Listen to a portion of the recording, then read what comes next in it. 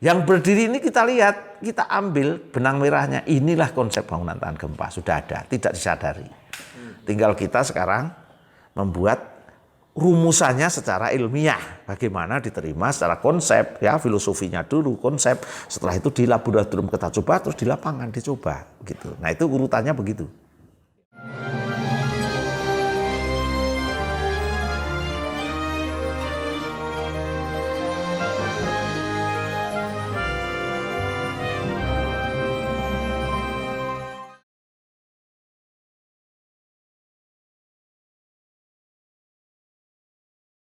Tadi disinggung bahwa masyarakat kita ini kan rumahnya satu lantai, lebar, dan di situ secara sosiologis mereka hidup beranak pinak di situ, gitu ya. Kemudian muncul bangunan barat yang ke atas, itu tidak sesuai. Jadi begini, yang ke atas ke bawahnya tidak ada masalah ya artinya, tapi temboknya ini yang jadi masalah. Kan ini tembok itu kan budaya dari barat ya, Timur Tengah aslinya, terus dibawa ke barat, disempurnakan di sana, dibuat di sini oleh Belanda, orang sini ikut. Kalau Belanda tahu di sini itu daerah gempa, maka temboknya mesti tebal-tebal. Kalau bikin tembok, kalau tidak dia bikin kayu. Karena kayu, bambu sudah oke lah ya, asal dirawat bagus. Jaranglah rusak oleh gempa kecuali memang lapuk ya.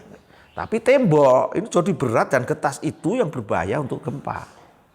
Nah, orang Indonesia membuat yang sama dengan saat di Eropa sana. Yang penting loji, menaikkan status sosial dari yang dulu bambu menjadi apa istilahnya kayu. Setelah itu ditingkatkan setengah tembok, jadi tembok itu suatu kebanggaan yang luar biasa. Tapi tidak tahu bahwa maknanya di situ kalau tidak ada rekayasa dan perbaikan teknologi di situ, nanti itu akan menjadi pembunuh terbesar saat terjadi gempa. Dan itu kenyataannya. Korban itu sebagian besar di situ, ya. Kalau saya misalnya terpaksa yang di Monjalis ini harus membuat tanah bangunan yang tingkat, bukan karena keinginan saya, karena tanah saya yang terbatas. Kalau orang disuruh milih, bangunannya itu rata, orang akan milih rata. Kalau orang ke atas itu kan karena tanahnya semakin mahal, nggak mungkin kita vertikal. Nah sehingga vertikalnya bisa karena ada nanti hitungan-hitungan yang membuat itu. Masalahnya di Indonesia itu kan namanya ada rumah tumbuh. Jadi tumbuhnya. Nah, tumbuh ke samping dan tumbuh ke atas itu berbeda konsekuensinya, terutama kalau terjadi gempa, ya. Kalau tumbuh ke samping itu sedan itu kita bisa geser berapapun 1000 pun dia akan masalah. Tapi manakala sedan itu dipasang vertikal, sedan di bawah, di atasnya lagi sedan, ini akan hancur sedan di bawah. Ini yang kadang dianggap sama antara pertumbuhan ke samping dan ke atas sehingga rumahnya didesain lantai 1 ditambah ini rumah tumbuh kok. Beda, mestinya yang di bawah itu distandarkan truk, yang di atasnya lagi misalnya ada pickup, atasnya lagi baru sedan. Nah mungkin ya ada urutan seperti itu. Tapi masyarakat ini sudah dibuat sedan, sedannya ditumpang lagi, hancur karena tidak bisa seperti itu konsep. Nah ini yang menyebabkan tidak cocok juga kalau tumbuh ke atas itu tidak dibarengi dengan desain yang bagus dan filosofi yang bagus mengenai bagaimana beban bangunan terutama saat terjadi gempa. Jadi masyarakat kita justru meninggalkan bangunan yang tahan gempa ya awalnya. Bambu, kayu itu kan lebih tahan gempa ya. Ya, jadi kalau dilihat dari sana, ya jelas ya itu akan meninggal. Kalau teman saudara kita yang di atas pakai Honai itu skala 7 berapa di darat tidak ada yang ambruk satupun kecuali yang sudah ditinggalkannya. Tapi di sini 6, 5 dengan kedalaman 10, 15 sampai 30 hancur banyak, sudah hancur meninggal banyak. Ya. Yang di Papua juga begitu, yang rumah-rumah modern pakai tembok, cucunya ya itu banyak ini limbahnya tidak masalah. Nah jadi awalnya memang iya seperti itu, cuma tidak bisa serta-mertakan tadi. Ini tembok ini sudah menjadi mindset orang untuk jadi status sosial. Kelebihannya banyak. Dia tahan api, lebih tahan api, tahan kriminal daripada bambu kayu ya. TV di bawah, sepeda motor di bawah bisa dibawa kan. Baik tembok sulit ya. Terus tahan angin ya.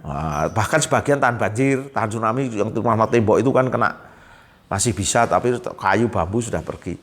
Ya, jadi banyak kelebihannya tembok ini. Cuma kita harus membuat perbaikan-perbaikan atau namanya adaptasi bahwa bangunan biasa itu tidak bisa menghadapi goncangan gempa yang besar. Sehingga ini yang harus direkayasa. Yang sudah bagus, oke. Tapi yang belum bagus kita perbaiki, begitu ya. Nah, Prof, teman-teman dari semua perjalanan Prof. Sarwidi itu, beliau kemudian membuat museum ya. Ya, betul. Museum apa itu namanya, Prof? Jadi ini dinamakan, yang memberi nama itu Pak Dhani Sumardani ya. Dulu waktu masih punya ide itu sekitar umur 26 tahun dia, itu sekitar tahun berapa ya? 2000-an 5-6 ya. Itu memberi nama konsep Museum Gempa Profesor Dr. Sarwidi. Dikasih nama itu Pak Dhani itu. Saya bilang, wah ini menyangkut nama orang, ini orangnya masih hidup. Museum dulu kan, museum itu sesuatu yang meninggal. Setelah saya cek-cek ternyata nggak ada. Ya udahlah kalau gitu, pertama di dunia ini ada orang hidup dipakai nama museum, ya tidak apa-apa kalau mati hidup. Saya bilang, oh, itu nggak apa-apa, itu bukan rukun iman saya. Itu kan iman saya cuma 6, jadi saya percaya pada Tuhan. Kalau hidup mati itu bukan karena nama saya dipakai, aku bilang gitu. Iya. Apa gagasan utama di museum itu? Jadi gagasan utama museum itu pertama adalah ini manusia, ya ini pertama. Gempa itu terjadi di suatu wilayah itu bisa sampai puluhan tahun, ratusan tahun. Sehingga antar generasi, dan itu bisa dilupakan. Seperti Jogja, ya waktu tugu patah, orang nggak percaya semua. Mana tuh tugu patah segitu kok sejak saya lahir kan begitu. Bahkan yang kakek saya lahir sudah seperti itu kok nggak ada. Padahal di catatan jelas sekali. Terjadi runtuh dari tinggi 25 meter tinggal 15 meter sekarang ini. Ini karena gempa patah. Tapi kan lupa itu, setelah itu 150 tahun kemudian lupa orang. Ya, kalau tidak ada tempat untuk mengingatkan antar generasi, maka kecelakaan-kecelakaan ini akan berulang. Ya. Jadi pengingatnya itu bisa yang hidup, tapi itu sementara. Harus ada pengingat yang mati. Kalau di Jawa namanya tetenger. Ya. Ada tetenger itu ada suatu tugu atau apa ya namanya, kalau ya saksi bisu itu loh, saksi bisu. Harus ada saksi bisu yang orang yang hidup ini sudah meninggal, dia akan meninggalkan dia sebagai saksinya. Nah ini si Pak Dhani bilang ya ini sebagai saksi bisunya aja. Nanti pernah terjadi gempa sana, gempa sini, nanti dimasukkan di sini. Yang kedua terus ada pendidikannya, ya. Yang ketiga ada antisipasinya. Nah ini klopnya dengan Barataga di sini. Jadi nanti segala sesuatu yang sudah kejadian kita pelajari, kita perbaiki pakai research and development secara ilmiah, kita patenkan, kita perbaiki, kita sebarkan ke masyarakat, terus lalu kita perbaiki terus pakai research and development. Nah itu ketemunya di situ antara Museum Gempa, Barataga dan Rulinda ketemu di situ. Ya.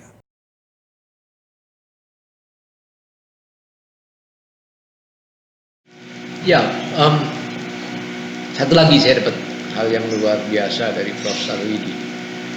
Beliau bisa memadukan antara keimanan, keyakinan, kemudian pendidikan atau pengetahuan, keyakinan, pengetahuan, kemudian penelitian atau kajian, dan kemudian adalah kreasi.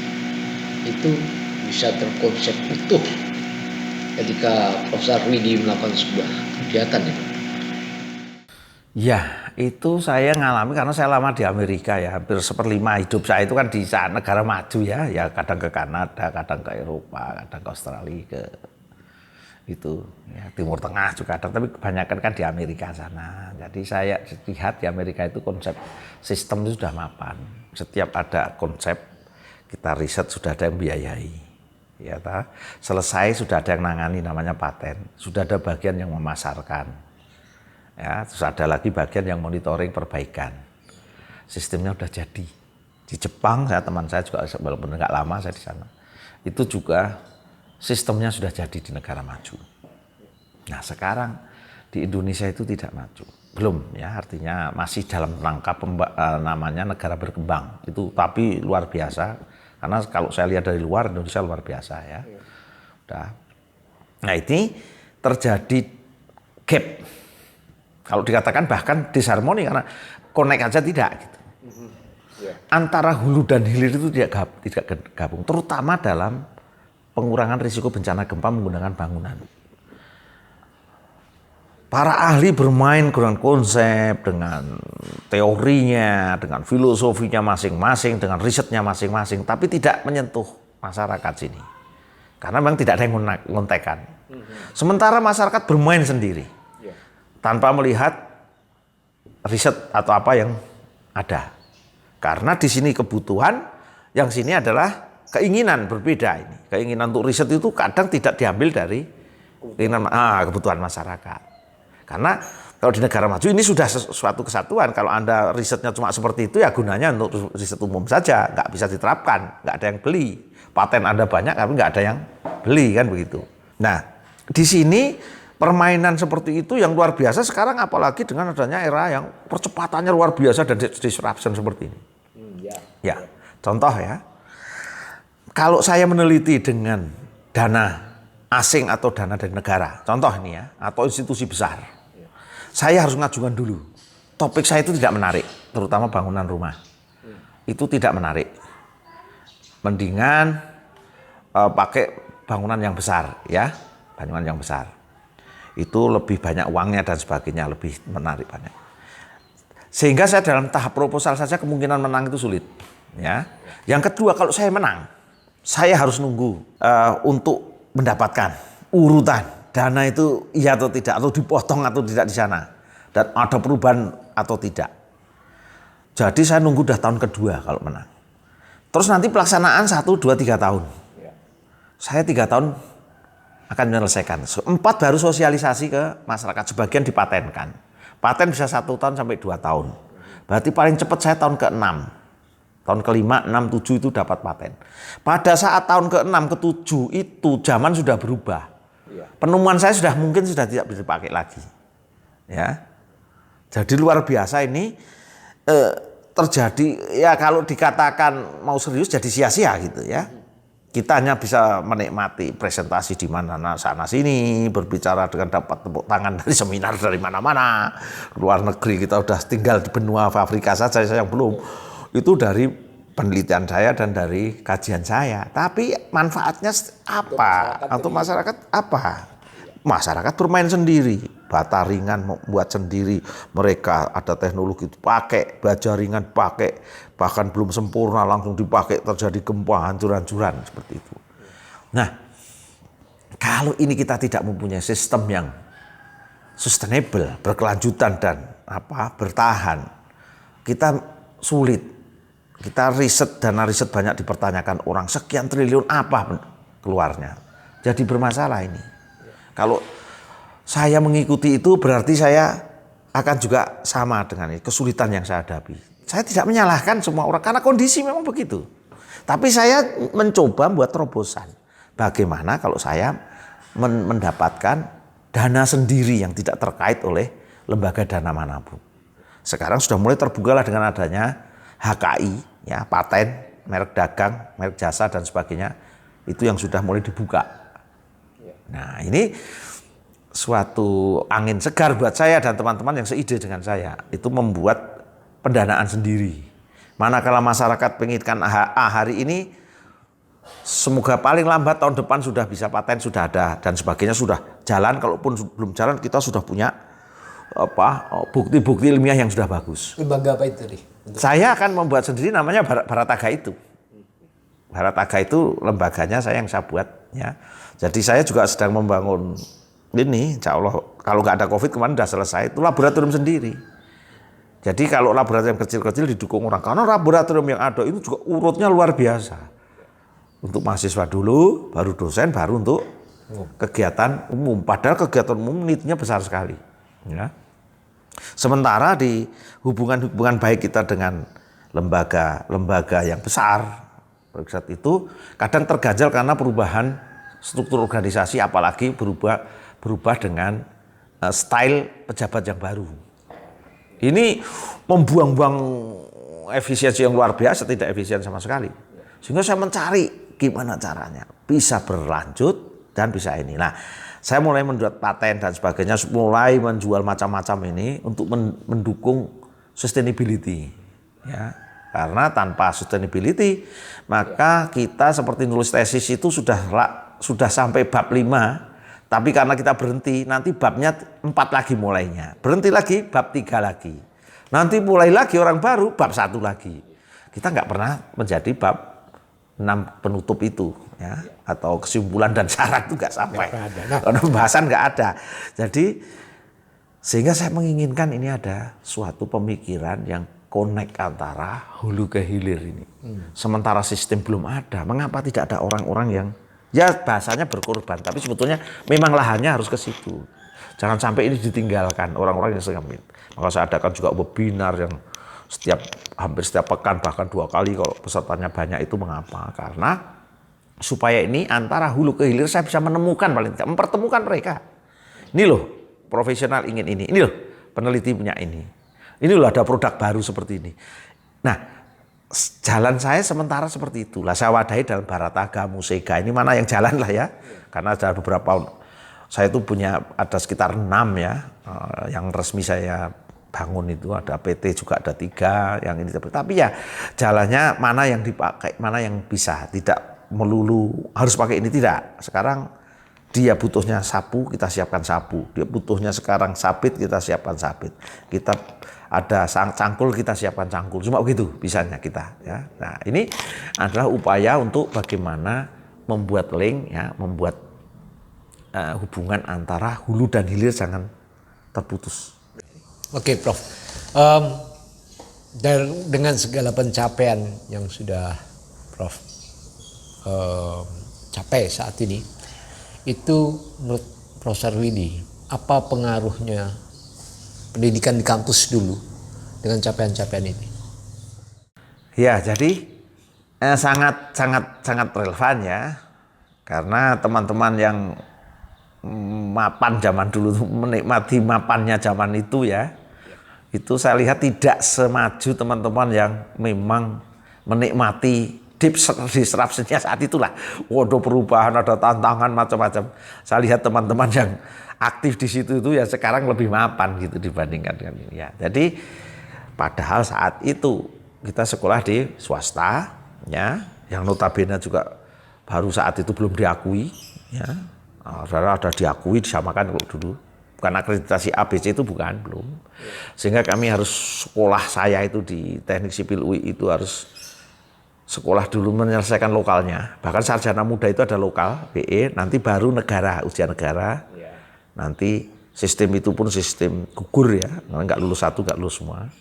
Itu nanti baru BE, setelah itu ada insinyurnya, itu meneruskan lagi, ada sarjana lokal ya. Nah itu setelah sarjana lokal selesai, baru nanti ujian negara. Itu sistem gugur lagi, jadi 14 mata kuliah, gugur 1 itu harus ngulangi lagi setelahnya yang tidak tahu kapan, karena nggak ada jadwal pada saat itu. Bahkan jangankan kok ujian negara ya, yang ujian biasa saja itu jadwalnya beda-beda. Saya pernah beberapa kali kuliah belum tahu pernah temu muka sekalipun dengan dosen itu biasa. Ketemu dengan asistennya 3-4 kali ujian. Kalau kita salah pun tidak tahu salahnya di mana. Ngulangi lagi. Udah biasa seperti itu. Kuliah pun juga biasanya akhir-akhir baru masuk. Awal tidak ada. Beda dengan sekarang, mahasiswa saya mulai dari sekarang itu yang jam 7 itu udah 90% lebih. Dia itu jam 7 kurang 5, 7 kurang 10 itu udah standby. Memang saya buat begitu. Karena nanti presensi pakai elektronik, kapan dia mencet itu ketahuan jamnya masuk. Dan nanti kalau sudah berapa saya peringatkan, saudara sudah terlambat. Nah, itu kan zaman sekarang. Zaman dulu itu ya namanya orang serba susah ya. Terus pada saat saya itu mulai ada namanya kalkulator. Awalnya masih pakai mistar hitung. Kalkulator udah lumayan, komputer belum ada awalnya itu. Jadi masih pakai kalkulator. Ketiknya masih ketik manual. Jadi kalau disalahkan dosen atau pembimbingnya itu halaman 1, ada 200 halaman, tamatlah itu ya. Ngulangi semua. Jadi kalau semakin depat salahnya, semakin beratlah kita perbaikan. Kalau kita bayangkan itu kesulitan tinggi ya. Kalkulator belum kita menghitung, setelah itu kalkulator. Kalau menghitung gedung lantai, teman saya sampai lantai 33 itu pakai kalkulator. Di gedung BRI pusat itu. Saya hanya 6 di gedung Kementerian Kesehatan itu. Ngitung, ngecek lagi itu. Itu wah ini sudah berbulan-bulan saya. Karena ngetik itu harus nggak salah. Kalau nanti ngitungnya dari awal salah, ngulangi lagi. Jadi sampai 2 bulan itu hanya ngitung ngetik. Sekarang kita masukkan sistemnya sudah selesai, tunggu berapa detik, berapa menit keluar. Namanya program SAP, ETAPS dan sebagainya itu ada di situ banyak. Stradin, Dynamic, Dyna dan sebagainya. Itu sudah banyak sekali kemudahan di sana ya. Dulu tidak bisa, harus kita. Saya buat setelah komputer baru saya membuat sendiri program. Itu yang mempercepat saya membuat program basic namanya. Nah, itu seperti itu. Nah, terus kita karena pada saat kuliah itu kan di awal-awal itu tidak tentu ya, nggak ada kuliah pun nggak ada dosennya, asisten pun nggak tahu siapa datang tidak ya, ngisi asisten. Itu biasanya saya gunakan untuk organisasi saya. Organisasi saya kampung, itu di Kaliurang sana pemudanya banyak ratusan lah. Saya mimpin dari ratusan lah pemuda sana. Baik itu organisasi keagamaan, organisasi kepemudaan Karang Taruna, terus organisasi yang kampung yang kecil itu ya, itu saya banyak ya, sampai organisasi bela diri, organisasi bahkan saya itu punya organisasi penyayang binatang berbisa dulu itu, saya ular itu senang ya zaman dulu, tapi setelah tahu bahayanya juga ngeri juga ya, berani tapi nggak seperti itu. Jadi banyak kegiatan saya itu saya gunakan pada saat awal-awal kuliah. Kalau saya di kampus itu itu kebanyakan adalah yang berhubungan dengan tentir ya. Tentir itu dulu seperti kalau mau ujian itu terus seperti kayak kayak asisten tapi di luar kita nyoba. Jadi dari siapa? Oh, tentir mata kuliah ini. Nah, itu yang pernah lulus ngajari yang belum lulus gitu aja. Nah, itu tentir namanya dulu. Itu saya ikut yang kayak begitu, terus penerbitan buku ya. Seperti itu. Jadi yang di kampus saya banyak yang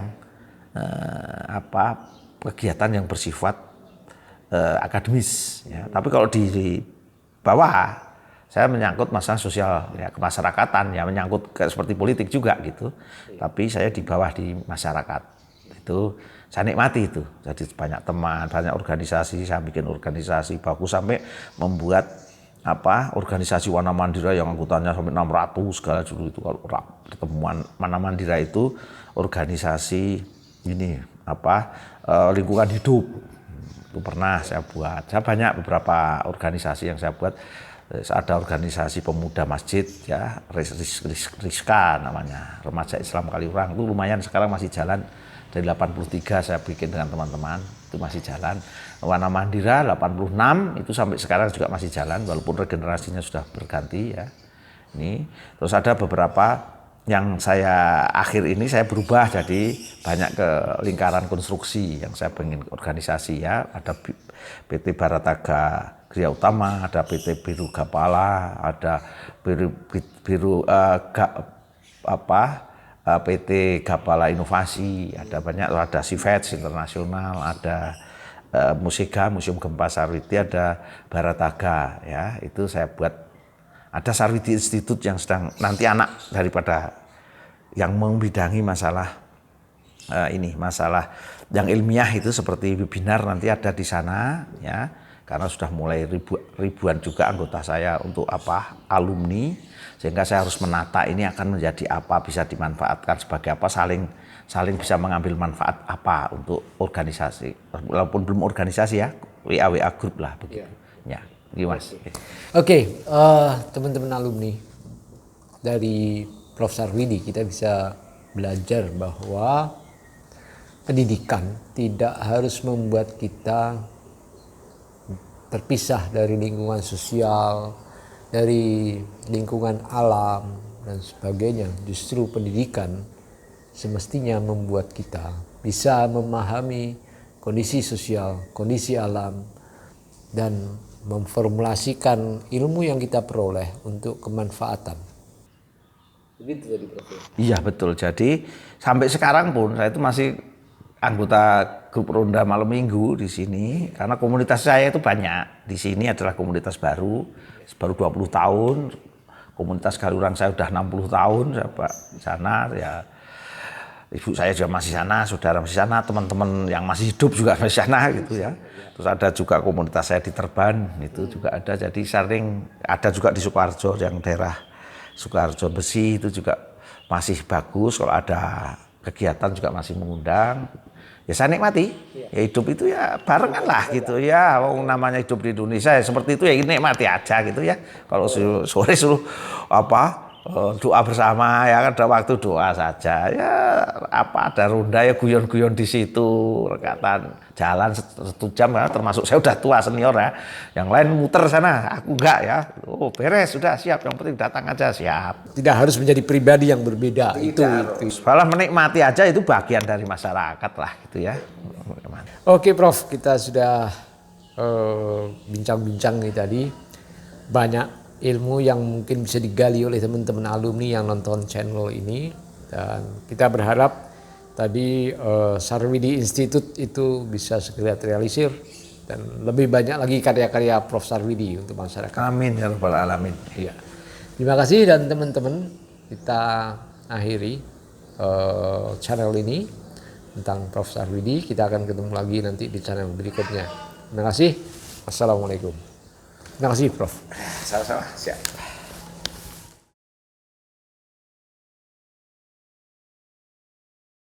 Di bangunan ini saya coba semaksimal mungkin menggunakan konsep-konsep bangunan yang tahan gempa begitu ya.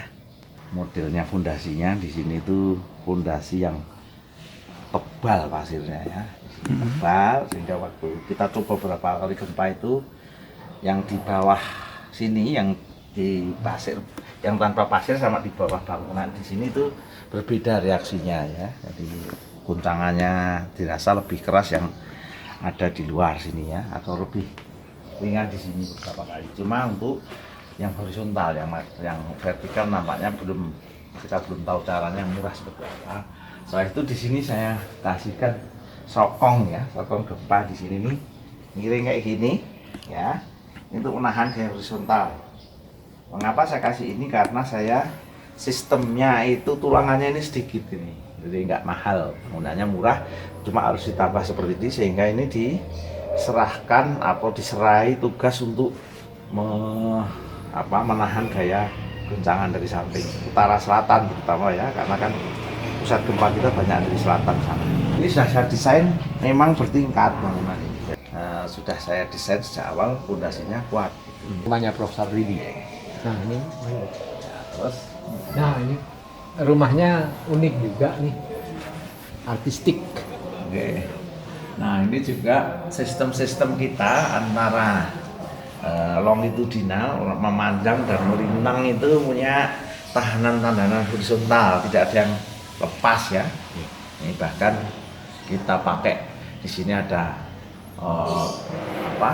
ada tembok dinding yang untuk menahan utara selatan ya.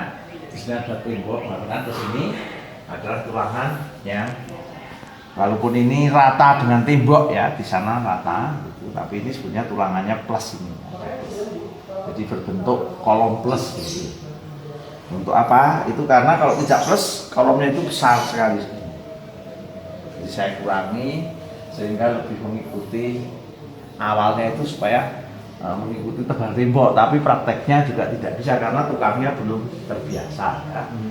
Nah, terus ke timur baratnya ini kan karena tinggi, ini tidak punya tahanan yang bagus, artinya letusannya terlalu tinggi, terus saya pasang di atas ini ya, sekaligus dulu rencananya mau saya kasih akuarium di situ biar bagus dilihat dari bawah ya. Oke. Akuarium. Ini juga tahanan saya tambah dengan sistem tangga. Tangga ini walaupun kelihatannya untuk beban ini ada tulangan-tulangan sederhana, betul-betul sederhana yang menghubungkan ke sana kemari sehingga ini menjadi satu kesatuan yang utuh. Ya. Jadi kalau saya coba bergerak beberapa kali bangunan ini kena gempa yang agak kuat itu geraknya sudah jalan ya, artinya kayak kotak sabun gitu, jalan dalam, tidak goyang begini. Sehingga dan saya rasakan keluarga saya yang di dalam ini walaupun gempa 2006 yang meruntuhkan itu dari sini sampai akuarium saya pecah juga, itu anak saya tetap tidur gitu ya, artinya yang di perbatasan luar akuariumnya besar tapi yang di dalam sini cukup kecil. Ya ada reduksi lah, barang sedikit dua dikit gitu. Nah, ini perlu dipelajari lebih lanjut. Dan itu saya coba dengan penelitian saya 2014 dan sampai sekarang di museum gempa sana itu untuk memilih pasir, bagaimana pasir itu bisa kita dapatkan ya, diameternya, ya tebalnya, ya lapisannya, ya gradasinya ya. terus bentuknya, asalnya pasir mana itu saya coba. Jadi saya coba untuk mendapatkan formulasi yang bagus untuk pasir untuk meredam gempa gitu. Ya, dasar teorinya sudah ada, tapi untuk mesin biasanya belum untuk gempaan. Nah ini saya coba, masih penelitian berjalan nih ya, karena saya pengen sustain walaupun tidak ada biaya dari institusi mana ya, saya tetap mencoba untuk bisa bertahan, bisa menjalankan penelitian dengan cara apapun yang ada sekarang ya, terutama adalah teknologi 4.0 yang ada di Android. Itu ada untuk mengukur percepatan, ada untuk mengukur frekuensi, ada ya, itu saya gunakan dengan alat yang saya buat namanya Simutaga ya, itu sudah saya daftarkan di merek dagangnya Simutaga, sudah banyak dipakai orang di Indonesia, dibeli orang ya, itu bahkan dari luar negeri sudah saya beli juga. Nah, itu saya gunakan untuk membuat simulasi bangunan-bangunan untuk mengguncangkan. Nanti Simutaga itu juga ada yang besar, betul-betul untuk saya rencanakan untuk uji bangunan ini beneran ya, bangunan yang ada itu mau kita tarik gitu sampai ekuivalen dengan beban gempa maksimum yang ada di situ seperti apa. Kita lihat lantai 2 ya. Kita coba lihat lantai 2 Prof. Ya, di atas ini adalah pakai teknologi gabungan yang saya namakan Meguro Sarwidi Watanabe ya, karena sebetulnya ide awalnya itu dari Profesor Meguro tapi di luar. Namanya dinding ya, dinding berserat ringan gitu ya. Itu di sini ada semua ya, ini ada si Profesor Meguro membuat di luar, saya perbaiki di dalam, saya modifikasi serat-serat pakai plastik, bahkan ada pakai tulangan kecil gitu ya seratnya. Tapi yang mengenalkan di sini ada Profesor Watanabe, jadi saya namakan 3 orang lah, Meguro Sarwidi Watanabe gitu ya. Tapi Pak Watanabe bilang itu Sarwidi aja, Sarwidi Watanabe Meguro, silahkan lah, nggak apa-apa. Tidak saya patenkan, hanya untuk nama kita aja. Belum saya patenkan. Jadi ini ada tembok, ini sangat ringan ya, sangat ringan, dan diharapkan nanti dia itu ada serat-serat yang ada di sini nih ya. Nanti kalau ada gempa itu diharapkan seperti kaca mobil ya, bukan kaca jendela yang langsung pecah, tapi seperti kaca mobil yang hanya retak-retak. Nah ini saya coba juga pakai penelitian ya, terus saya sebelumnya pakai hitungan-hitungan biasa yang mungkin tidak tepat, tapi saya amankan. Setelah itu saya pakai penelitian. Nah itu seperti itu. Nah terus ini ya semua saya pakai sistem ya, namanya adalah sistem penahan horizontal ya, itu saya buat bagaimana ada, tidak ada yang kosong gitu ya, sehingga secara horizontal ini setiap dinding yang ada di sini adalah membantu membuat dukungan atau mensupport manakala terjadi guncangan gempa horizontal ya. Untuk vertikal tentu saja sudah otomatis karena perhitungan sudah. Ya, ini view kalau pagi dan sebagainya Merapi, kalau pas ada erupsi di situ, nah, kita kelihatan di sana, dari sana. Ya. Bahkan kok merah itu kalau pas kelihatan sudah. Terus itu ada dinding di situ ya, ada dinding. Nanti dinding yang ada sebelah itu adalah seperti kapal ini ya, karena memang tanahnya menjorok seperti itu. Terus saya buat suatu sistem penahan ya, penahan yang nanti bisa menyingkirkan manakala terjadi arus lahar dingin kali Boyong yang jaraknya 1 kiloan dari meter dari sini ya. Tapi kalau sana nanti penuh berarti bisa lari ke daerah sini, karena ini saya lihat waktu hayat ya, ini kan satu lurus, dan saya waktu buat sumur itu tanah dan batunya itu persis waktu seperti digendol itu persis daerah sini. Jadi suatu saat dulu nampaknya sungai itu ya pernah ke sini ya. Itu untuk memecah lahar. Ya, kalau ini terjadi lahar mengerucut begini. mengerucut seperti kapal ya, supaya tidak menahan beban dengan keadaan tegak lurus, tapi dia miring gitu, sehingga mengurangi risiko untuk gagal. Memecah energi dari aliran lahar kalau nanti terpaksa sampai di sini. Okay. Terus itu tembok itu juga ada sokong-sokong ya. Itu selain menahan gaya gempa, juga kalau di Klaten itu karena tidak ada sokongan seperti itu, kena angin besar itu ambruk juga tembok itu kalau udah tinggi. Jadi perlu dibuat sokong-sokong karo di kerajaan-kerajaan, di keraton-keraton itu ada benteng besi begini ya. Nah itu supaya kalau diserang dari samping dia tidak ambruk. Ini sama ini persis ya. Terus karena konsepnya Barataga itu kan BMB ya, biaya bagaimana kita tekan, mutu kekuatan gempanya maksimum, terus waktu dikerjakan itu semakin bisa singkat begitu ya. Kita inovasinya di situ. Karena seri-seri Barataga berbeda, satu sama lain tambah bagus, optimum ya. Masih saya tambah NIH ya, jadi N-nya itu nyaman ya, indah ya, tapi bangunan tahan gempa kayak sepertinya bangunan biasa yang indah aja gitu. Tapi ini sebenarnya konsepnya beda ya, agak beda. Terus yang terakhir adalah hijau. Mengapa hijau? Nah ini tembok-tembok saya itu saya buat hijau semua. Itu nanti bangunan Barataga diharapkan juga tetap walaupun tahan gempa tapi juga harus menambah lingkungan lebih terawat, lebih lestari begitu. Nah, ini konsep-konsep yang saya gabungkan satu sama lain.